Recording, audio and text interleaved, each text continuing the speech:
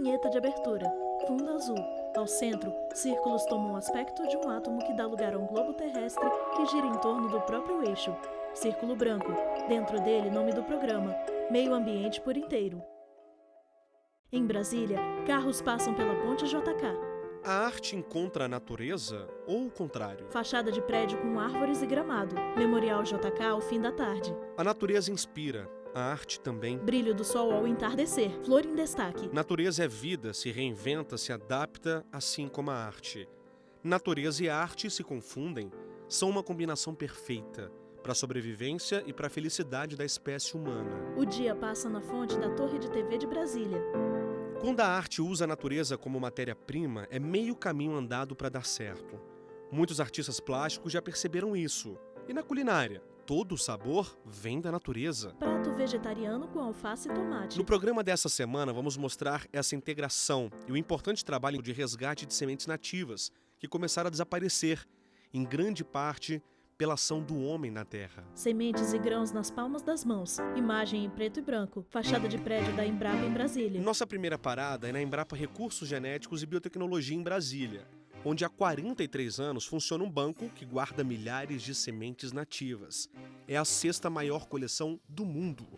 Somos recebidos pela Terezinha, engenheira agrônoma, ecóloga e pesquisadora há 30 anos. Ela lembra que na década de 1970, a Embrapa passou a fazer expedições em todas as regiões do país para encontrar as mais variadas espécies de milho. Já era uma preocupação com a segurança alimentar. Essas Terezinha expedições, Dias, elas engenheira agrônoma, se iniciaram, Embrapa. Anteriormente e em vários países numa busca de guardar, conservar ex situ, que a gente chama conservação ex situ em câmaras, esse material genético, essas sementes, uma conservação para o futuro e também usar nos programas de melhoramento que vinham sendo implementados pela empresa naquela época. Aos poucos, o banco de sementes ganhou corpo e as buscas por um maior material genético continuaram. A pesquisadora conta que a Embrapa coletou algumas espécies de milho nativo em aldeias Chavante, no Mato Grosso. Anos depois, índios de outras tribos procuraram a empresa na tentativa de resgatar sementes. Em 1994, Repórter Leonardo Ferreira, Brasília, DF. do Nordeste de Tocantins vieram até a Embrapa Recursos Genéticos e Biotecnologia em Brasília, depois que descobriram que aqui havia um banco genético que guardava sementes tradicionais que desapareceram com o tempo nas aldeias. Eles estavam em busca de basicamente 4 variedades de milho. Foi um dia histórico. A primeira vez que a Embrapa abriu seu banco para resgate de sementes. Porta do laboratório se abre automaticamente. Lá dentro, nossa entrada não é permitida, porque as mais de 120 mil amostras estão congeladas. Aqui é possível ver a temperatura, quase 20 graus negativos. Nós estávamos aqui, chega um grupo de indígenas acompanhado de um indigenista da FUNAI.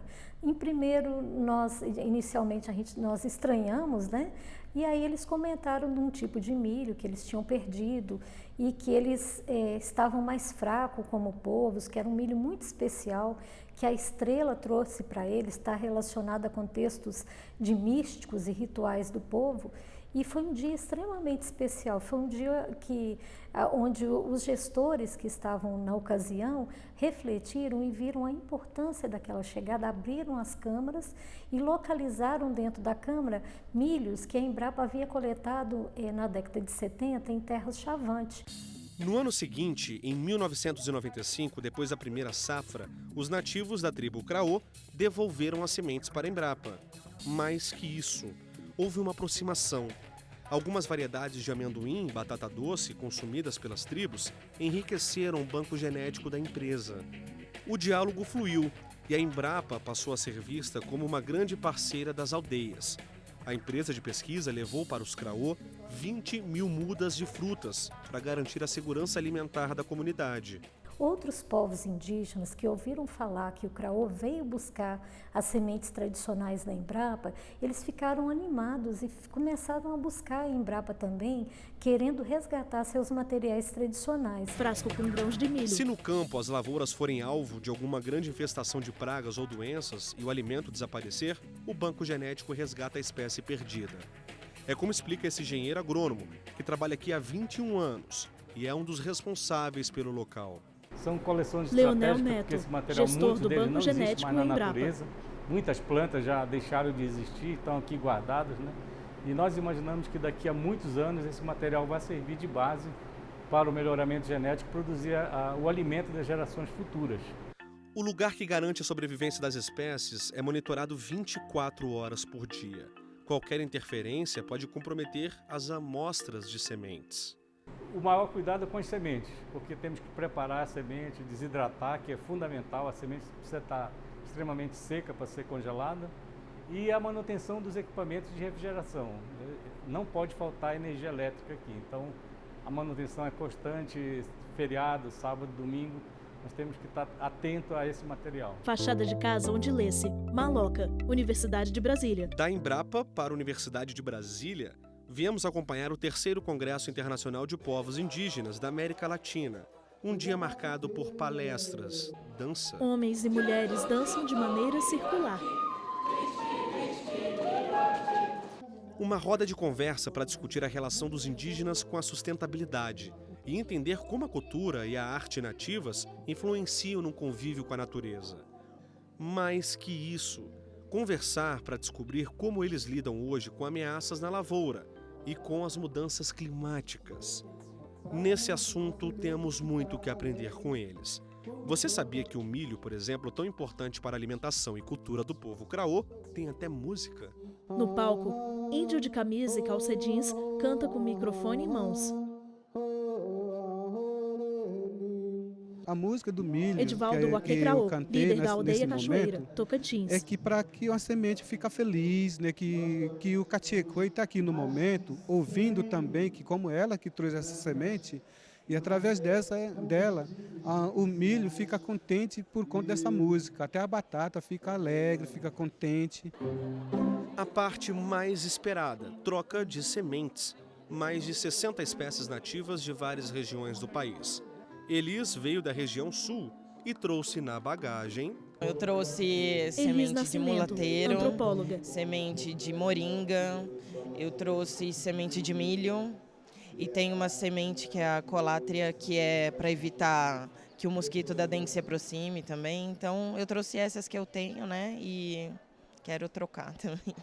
Agora, lembra da Terezinha que nós mostramos há pouco na Embrapa? Ela recebeu a missão de coordenar a troca de sementes tradicionais. Aproveitamos para conversar mais um pouquinho com ela. No caso das feiras de troca Terezinha de sementes Dias, que acontecem engenheira dentro agrônoma, dos territórios Embrapa. indígenas brasileiros, o povo Craô foi pioneiro, Embrapa e outros órgãos do governo federal têm ajudado eles a organizarem, né? A troca é exclusivamente entre o povo Craô e entre as etnias convidadas, né?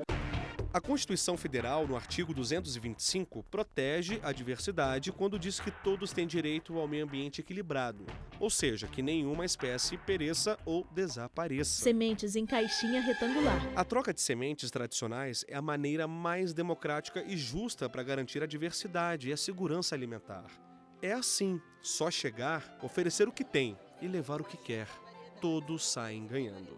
A troca de sementes, promover os encontros, a circulação, você está fortalecendo o orgulho das pessoas em relação a serem guardiões da agrobiodiversidade. E esse orgulho, ele faz com que as pessoas se animem a não perder as sementes tradicionais. Sementes de milho na palma da mão de uma mulher. Sentada no chão, mulher com linha de costura na mão. No próximo bloco, o Meio Ambiente por Inteiro vai contar a história da Fiota, quilombola calunga do interior de Goiás, extrativista e exemplo de guardiã do cerrado. A gente volta já. Vinheta, fundo azul. Animação de um átomo que dá lugar ao planeta Terra, que dá lugar a um círculo branco. No centro, meio ambiente por inteiro. Vinheta, fundo azul. Animação de um átomo que dá lugar ao planeta Terra, que dá lugar a um círculo branco. No centro, meio ambiente por inteiro. Você conhece alguém que tem 10 profissões? Repórter Leonardo Parece Ferreira, brincadeira, Brasília né? DF. Porque isso é cada vez mais raro. Se a resposta for não, preste atenção que a gente vai contar agora a história de uma pessoa muito especial. Essa mulher tem 10 profissões. É a Dona Fiota, raizeira de mão cheia, quilombola da comunidade Calunga, em Cavalcante, Goiás. O nosso bate-papo começa agora e você é o nosso convidado. Diversos ingredientes culinários fatiados e embalados. No caso da Fiota, a palavra emprego tem outro sentido: talento e habilidade para desempenhar várias atividades. Ela é extrativista, produtora rural, dona de casa, cozinheira, raizeira, especialista em remédios caseiros e plantas medicinais, doceira, empreendedora, pesquisadora de Pequi Baru e, acima de tudo, guardiã do cerrado. Dona Fiota sentada com jovens no chão. Estão no Jardim Botânico de Brasília. Nossa conversa é no Jardim Botânico de Brasília, onde são realizadas várias atividades ligadas à agroecologia, conservação ambiental, alimentação, fitoterapia e arte. Fiota é uma das convidadas do evento Ecoarte, representando a cultura calunga entre dezenas de artistas de vários cantos do país. Ela compartilha o aprendizado de uma vida dedicada aos frutos do cerrado. De forma didática, apresenta algumas das espécies pouco conhecidas e ensina como podem ser exploradas. Isso aqui é pimenta de macaco, é um tempero, uma maravilha. Bom para dor do intrusidado, ela não arde. Isso aqui é um tempero calunga que minha mãe, meu avô, minha avó fazia, né? Isso aí não dependia de tempero da cidade. Quantas horas a senhora trabalha por dia? Ixi, eu nem vou dar, não sei nem quantas horas, porque a hora eu levanto 5 horas da manhã. Dona Fiota, Cedo, quilombola hein? calunga. Cedo, e vou deitar 7, 8, 9 horas da noite. Porque igual esse trabalho aqui, ó. Esse aqui eu faço o dia. E esse aqui é o óleo de mamona. Tudo eu faço. Esse aqui é a semente do baru. Esse aqui é a pimentinha malagueta que a gente pronta lá. Aqui. Esse aqui é açafrão. Esse aqui é um incenso de abelha. Abelhas são maratinho. Isso aqui é bom para espantar mosquito. Fiota mora em Vão de Almas, cerca de 300 quilômetros de Brasília. A comunidade surgiu há mais de 200 anos, com negros que fugiam da escravidão e do duro trabalho no garimpo. A história revela uma época em que Goiás vivia colonização e começou a ser desbravado pelos portugueses. Em busca de liberdade e vida digna, escravos se escondiam nas matas e criaram seus quilombos na famosa Chapada dos Veadeiros, lugar de belezas escondidas, um espetáculo a céu aberto. Cachoeira da Chapada dos Veadeiros, em Goiás. Os pequenos povoados da comunidade calunga abrigam cerca de 5.000 pessoas. O quilombo é considerado o maior do Brasil em extensão, com aproximadamente 90% da área ambiental preservada. Ao longe, imagem da Chapada. Dona Fiota cozinha em bacia. Fiota tem 7 filhos e 7 netos. Vive numa casa simples, sem eletricidade nem água encanada. Para cozinhar ou tomar banho, a família busca água do rio. À noite, Dona Fiota dança com as crianças. Eu tenho meu marido, graças a Deus. Meu marido é um guerreiro, lavador também, trabalhador, né? Aí nós vivemos na roça, né? Nós cuida dos filhos, cuida de neto também, né? Junto com os canós, com os filhos, né? E aí o quê? Nós pronto arroz, né? Feijão de corda. Fiota é extrativista. O conhecimento das plantas foi passado por todas as gerações da família. Na bancada onde conversamos, ela mostra alguns dos alimentos que trouxe do quilombo.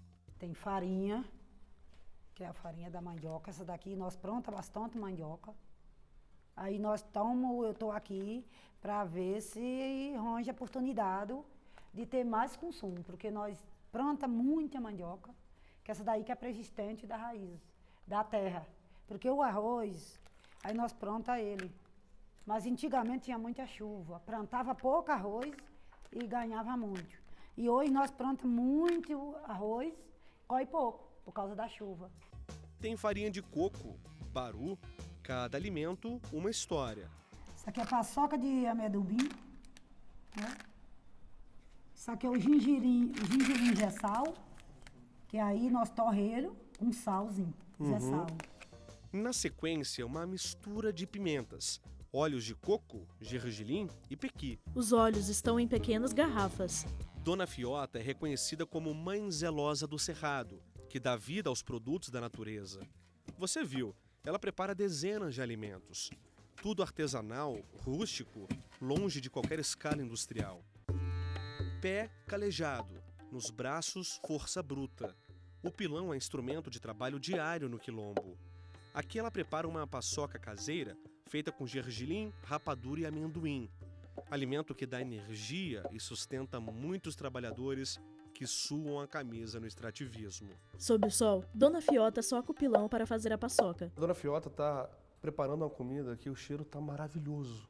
É uma comidinha caseira, que eu sempre faço lá, foi minha mãe, que me ensinaram a fazer essa comidinha, né? Receita de família. Receita de família. O que nós temos? E aí eu estou receitando e fazendo para meu filho. Que eles comem o que eu faço e tem que gostar, né? Isso aqui é arroz, abóbora com óleo de coco, óleo de piqui e feijãozinho. Você quer experimentar, Léo? Eu quero, com certeza. Eu não vou perder essa oportunidade.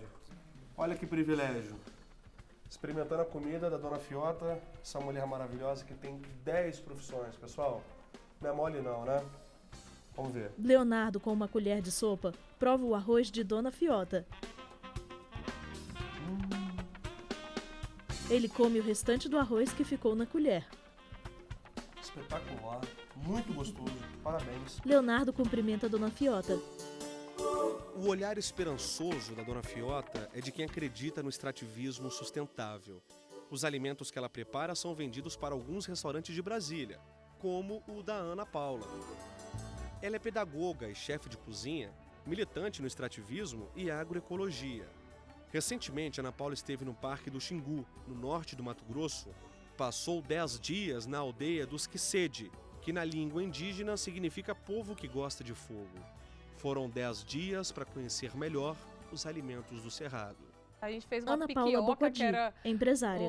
a farinha da tapioca com a polpa do piqui. Então, de alguma forma, melhora nutricionalmente um item que está presente todo dia na mesa do indígena, incluindo exatamente o bioma deles ali, né? Que é a transição de Amazônia com o Cerrado. Então lá tinha muito buriti, tinha muito cajuzinho, castanha do Pará, então tinha itens dos dois biomas. No restaurante da Ana Paula, na área central de Brasília, a comida é orgânica, com ingredientes do Cerrado, sem soja e glúten. A gente tem aqui uma massa com farinhas do Cerrado, que vocês vão ver aqui, de jatobá, de piqui, de indaiá. O creme é de baunilha do Cerrado. Aqui a gente tem uma castanha que poucos conhecem, que é um fruto, chama xixá. Então ele é super crocante. E a gente vai compondo assim, incluindo os frutos do Cerrado todo dia aqui no restaurante. Uma mesa farta, temperada, cheirosa e cheia de nutrientes. E o mais importante, que valoriza um dos principais biomas do país. Qual que é a importância de você utilizar esses produtos do Cerrado no teu restaurante? O meu papel como chefe de cozinha é muito interessante porque eu acabo educando as pessoas. Eu acredito muito que a cozinha, ela também educa as pessoas. Tem que se perguntar de onde vem o alimento que eu consumo. Prato com fatia de bolo na mão de Ana Paula. Escultura de ave com as asas abertas. No próximo bloco, Bob de Souza mostra esculturas de animais do Cerrado em argila, feitas por um artista plástico brasiliense. Voltamos já. Vinheta, fundo azul. Animação de um átomo que dá lugar ao planeta Terra, que dá lugar a um círculo branco. No centro, meio ambiente por inteiro. Vinheta, fundo azul. Animação de um átomo que dá lugar ao planeta Terra, que dá lugar a um círculo branco. No centro, meio ambiente por inteiro. Esculturas de aves. Escultura é um tipo de arte que registra o momento em diferentes formatos. A mesma imagem representa o passado e o presente. Quando alguém, por exemplo, decide encarar um Neandertal e descobre traços familiares. Ou quando a obra frisa o movimento de um primata e esperamos o grito que não vem. Escultura de um macaco ao gritar agarrado a um galho. O artista nativo busca a essência do movimento nas penas dos pássaros. Escultura de pássaro com asas abertas. Na musculatura de uma onça. John de Francis é um especialista na captura dos seres do Cerrado, onde ele nasceu e se formou em artes plásticas. O trabalho dele é reconhecido no país. Mora em Taguatinga, a 25 quilômetros de Brasília. Memoriza e reproduz bichos e troncos. Face da escultura da ave é mostrada em detalhes, de baixo para cima. John gosta de ensinar em escolas de todos os níveis. O último projeto ele batizou de Arte na Terra e percorreu unidades da rede pública. A camiseta ficou como relíquia e até combina com quem acaricia a argila úmida. Com as palmas das mãos, John molda a Vamos argila. acompanhar a agilidade dos dedos do artista. Ao usar os dedos, cria a cabeça da ave. Até nascer um pássaro com bico mais pontudo. Ainda com os dedos, forma o bico da ave. E mais alguns toques, surge um papagaio. Com a ponta dos dedos, John faz retoques nas asas da ave. E quando fala de suas peças antropológicas, o artista faz questão de mencionar o que está faltando na série: a evolução feminina. Imagem foca em escultura do rosto de um homem primitivo. John tem trabalho no Museu do Índio de Brasília. A foto mostra um nativo do Parque do Xingu posando ao lado da réplica, em barro. O John é artista há mais de 30 anos que ele vem trabalhando com isso. E essas peças aqui representam realmente um belo resgate. Eu estou vendo aqui na ponta uma escultura de madeira. Tem uma história interessante essa escultura, né? Foi achada na beira de um rio, deitada olhando para mim. Você pisou nela, foi isso? Pisei nela e ela estava com os braços da forma que está aqui. Eu, naturalmente, vi uma mulher aí, sem dúvida. E realmente tem a semelhança de uma mulher estilizada, Sim, né? O próprio Cerrado esculpe coisas incríveis. A arte para ele tem a simplicidade de um olhar pela janela. Abre a janela, você vê um bem-te-vi, um João de Barro. Ou a gente ouve um cachorro como esse que, também faz parte, perfeito. John do Francis, artista plástico. Ao passar isso para as pessoas, você está também passando uma conscientização. Você tem que matar, você tem que empalhar, você tem que prender. Bem, agora chegou o momento de conhecermos uma técnica revolucionária. É uma técnica dos 5 toques. Ele demorou 30 anos. Repórter Bob de Souza, Taguatinga, DF. Para chegar ao que ele chama de técnica perfeita para fazer uma escultura. Ele falou que é tão fácil que eu, que tenho habilidade manual beirando a 0, ele disse que eu posso fazer. Eu posso fazer isso, John? Pode, vai conseguir. A ferramenta aqui é um lápis. Você não treinou, hein? Eu não treinei. Então vamos lá. Vamos lá. Peguei aqui. Deixa eu pegar a minha aqui. Então vamos lá. Minha mão tá limpa, não fiz nada, não sei fazer. Você vai apertar o pescocinho, não a cabeça, 1, 2, 3, 4, 5. A cabeça ficou. Isso, certíssimo. Bob aperta a massa com os dedos. Muito bom. Pronto. Pronto. A cabeça tá no... Vai pro rabinho. Chapa ele e volta. 1, 2, 3, 4, 5. 2, 3. Aperta com força. 4, 5. Isso. Aí vai pra cabecinha. Cabecinha. 1, 2. Apertando as quinas. 3, 4, 5. 2, 3, 4, 5. 5. O que que saiu? Deixa eu ver. John espeta a escultura no lápis. Aí. Viu? Esta é a técnica dos 5 toques. Olha que maravilha. E você ensina as crianças a fazerem isso? Sim. Elas devem ficar crianças, adultos, velhinhos, o que precisar. E agora? Então agora você vai tirar ele do dedo e vai fazer o olhinho. Fazer o olhinho.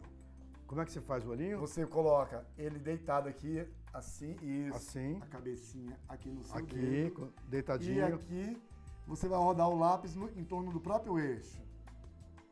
Aí, e vem com a pontinha e faz a pupila. Vem com a pontinha. Pronto. Perfeito. Olha que maravilha. Isso mesmo. Já me sinto Agora vem com a letra Y nas costas, ó. Letra Y nas costas. O lápis deitado. Deitado, deita assim. Isso. Assim. A letra Y, bem nítido o Y. Fez o Y. Naturalmente agora você faz as asinhas. As asinhas. John e Bob estão de pé em uma sala. Com um lápis, moldam a escultura de um pequeno pássaro. Olha isso, gente. Agora põe no lápis, faz um movimento leve, aqui ó, de cabeça leve assim, um movimento. Escolhe um lado. Com o lápis espetado na base da escultura, Bob faz nela os últimos retoques. Aí, ó, o seu passarinho. Olha aqui, ó. Aí. Tá pronto. Tá vendo? Olha, John, deixa eu ver qual que ficou melhor, hein? Agora, olha só, uma brincadeirinha com o seu. Vamos colocar um tupetinho nele. Opa. Vai virar um pica-pau. Ok, tá, show de bola. Pica-pau. Okay. Aí, pega um pedacinho do rabo, tira. Um pedacinho do tupete, tira. Coloca embaixo do biquinho, gira e faz o papagaio. Fotos de animais reais. John é um mestre. Conhece cerca de 80% de todos os pássaros do Cerrado. Mas ele gosta de tudo. Macacos, felinos, aves maiores, répteis. Imagem de uma cobra. E por falar em répteis, ele descobriu, lendo um catálogo, que existe um calango típico do Centro-Oeste. E pela foto, ele criou um exemplar para a posteridade. Na parede, escultura de calango em prato circular. Antes de encerrarmos o programa, vamos dar um passeio pela arte do homem que faz um verdadeiro milagre. Feitos de argila, esses animais renascem e se eternizam. Esculturas de tucano e tamanduá feitas por John.